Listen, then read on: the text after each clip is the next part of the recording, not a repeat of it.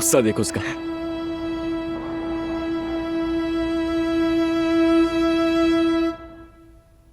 कल रात जब दादी जान की तबीयत बिगड़ी तो हम सब हॉस्पिटल भागे, यानी सारी रात उन्हीं के पास रहे, और इसलिए मैं वकील से बात नहीं कर सका जैंक।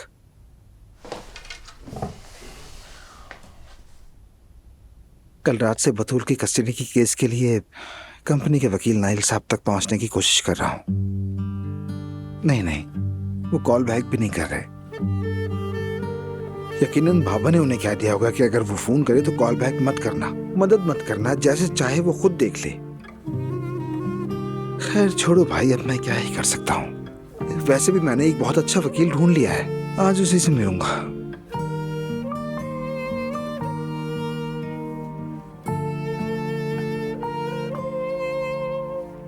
किसी न किसी तरह उसे कायल करना ही होगा। इंशाअल्लाह इंसाफ पसंद होगा और मेरी हालत समझेगा, वरना मुश्किल हो जाएगा।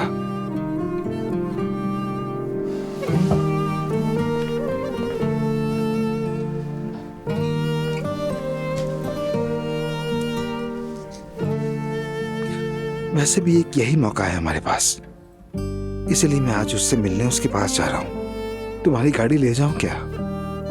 वो क्या है ना कि मुझे बसों में जाना ठीक नहीं लग रहा।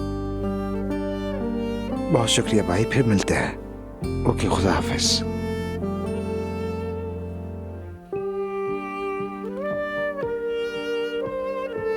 मैं तुम दोनों को कभी जुदा नहीं होने दूंगा जुमाना, फिक्र मत करो प्रिंसेस।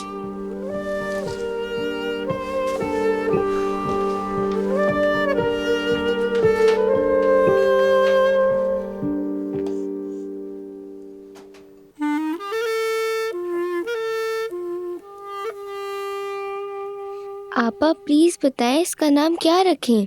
पता नहीं क्या रखें।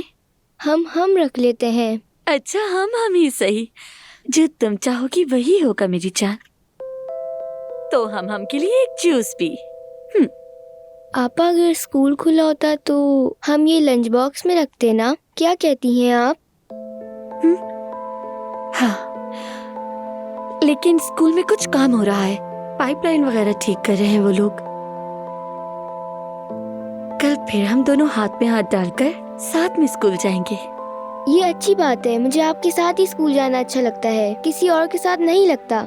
फातिमा अम्मी मेरा बाजू बहुत जोर से पकड़ती हैं, मैं कहती भी हूँ मुझे दर्द होता है, फिर भी वो खींचती हैं। मेरी प्यारी बच्ची, मैं तुम पर कुर्बान। आपा अगर आज हम स्कूल नहीं जा रहे तो हम पार्क चलें? देखिए ना, मौसम भी कितना अच्छा है, मजा आएगा, चले ना। ठीक है, चलते हैं, लेकिन हमें एक और जगह भी जाना है बतूल। कहाँ जाना है? कल जो पुलिस वाले अंकल तुम्हें ढूंढ कर लाए थे ना, वो तुमसे दोबारा बात करना चाहते हैं। लेकिन हमने उनको कल सब कुछ बता तो दिया था। हाँ, मगर तुम इतनी प्यारी हो कि वो तुम्हें पसंद करने लगे हैं, इसलिए चाहते हैं कि तुम एक बार फिर से सब कुछ बताओ उन्हें।